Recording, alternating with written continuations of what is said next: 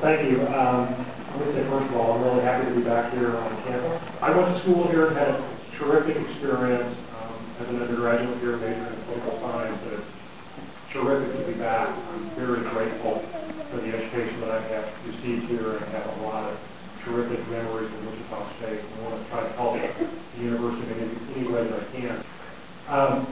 I tell you, the Earth Day, I think this year, at least for me, has a very special significance.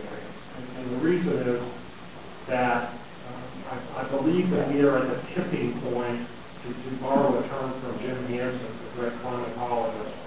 We're at a tipping point on a number of issues, and that if we don't take action that is significant, that's not minor, that's not PR driven, that's not just putting lipstick on a very ugly project. If we don't take significant action right now, we're going to reach a point of no return with respect to our environment. And I think that Earth Day is a terrific idea. It's been around for a long time, I think 38 or 40 years.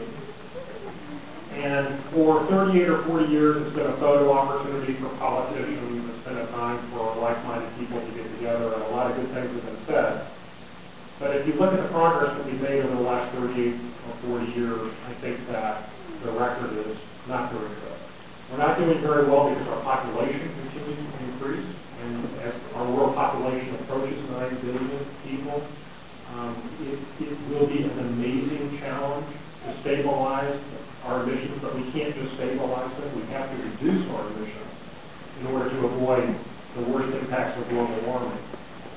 So what I hope is that this year's Earth Day will not just be a time for speeches and a time for talk, but it will be a motivation to action.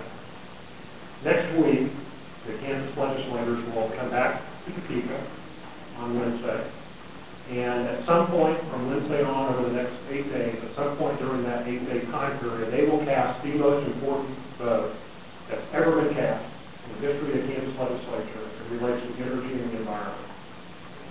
We are currently, because of the bold decision of the governor and our Secretary of Health and Environment, we are currently a leader in the country in terms of recognizing the danger of carbon and the need to regulate it.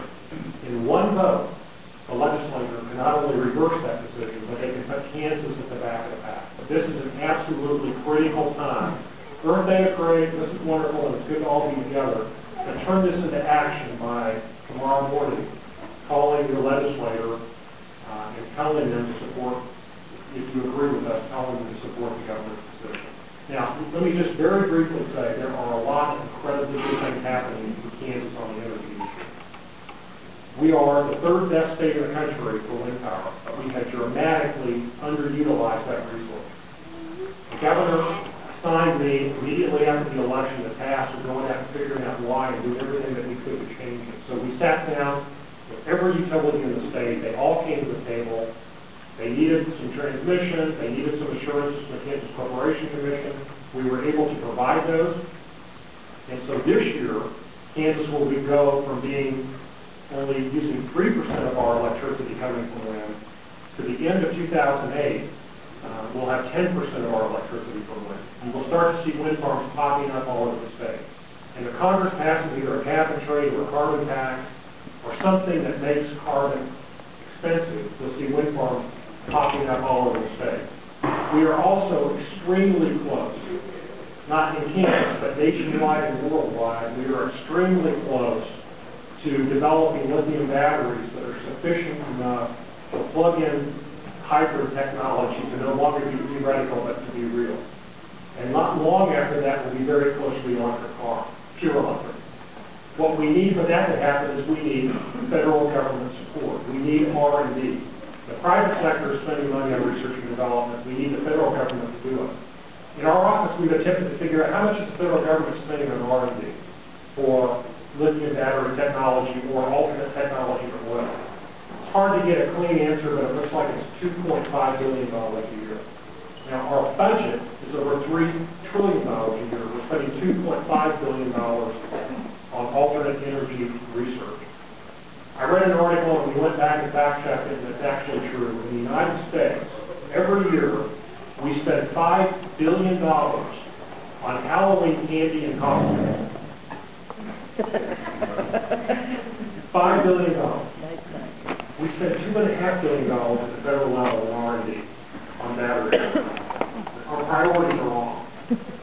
We need to spend 10 or 20 or $30 billion, whatever it takes, to figure that out, and we will have licked the oil problem. We'll still have the electricity problem, but there are many promising things to solve it. So, all in all, it's great to be back.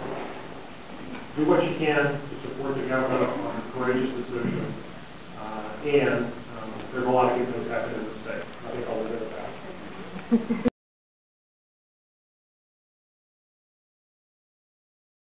Yeah, I want to say this. The oil issue is very interesting.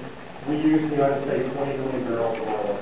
About 25% of what's used in the world. We only produce about 7 million barrels a day. So we've got a major shortage.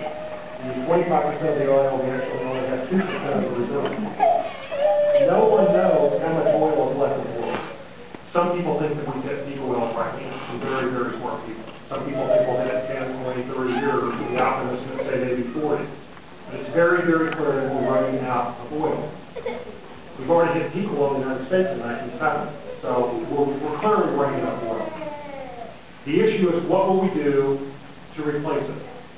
Before we figure that out, ethanol is a small part of a bridge to the next technology. If we use all the food-based ethanol that we can produce and then switch to cellulosic, which is making ethanol out of switchgrass or the blades of the corn, but not the corn itself. If we produce the most that we can possibly produce, that gets us maybe 3 million barrels a day. By the time cellulosic becomes feasible, which is actually probably longer than people think, it's probably not next year or the year after, it's probably more like 5 to 10 years from now. We can make it right now, it just costs a lot. By the time we do that, we'll be using 25 million barrels of oil a day. So even the most advocate of ethanol will tell you that it is not a complete answer, it's just a bridge. There are two solutions in the combustion engine, and they're in a battle right now to see who's going to win, who's going to be first. And those are the electric car, which we are incredibly close to, and I think will be the winner. And then the second group out there vying for it is the hydrogen economy, where we figure out a way to make hydrogen split, use some energy to split the incredible abundance of hydrogen that we have. But there are multiple problems and challenges with the hydrogen economy. I think that the electric car will win out, and that starting in, within 20 years, I think everyone will be driving an electric car.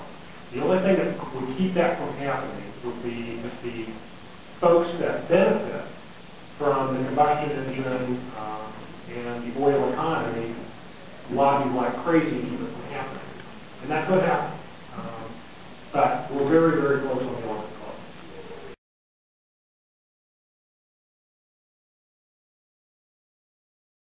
That's a great question. And there's so many frustrations in energy where you think you come up with an answer and you run into a problem. The great thing about the electric vehicle or the plug-in hybrid is it works really well with our current electric system. And the reason that's the case is that people typically don't drive their cars at night. People drive them during the day. So the way that a plug-in hybrid electric system will work is that people will drive their vehicles during the day. They'll come home at night. They'll plug their vehicle in just to a regular outlet. When the demand for electricity in the United States is very, very low. The utility companies right now don't know what to do with their coal plants, their nuclear plants, and their natural gas plants at night because people aren't burning electricity. It's cooler. And so the bunch of studies have been done to demonstrate that what it'll really do is it'll make our power plants more efficient because we'll be able to use them at night. We're really not using them at night right now. Now, the long-term picture, if you want to really dream and get out to 2030 or so, 2040, will be that homes will become generators of power. Your home itself, rather than being a user of power, which it is right now, will actually generate energy. It will create power during the day that people won't use because during the day most people are not in their homes or out of their jobs or at school or whatever they're doing. And so that power gets sent onto the grid. And then at night, people come home, they'll plug in their car, and they'll pull that power right back off the grid. question, but the answer is the studies have shown that, because we don't drive, because we don't use our power plants at night, it all works out.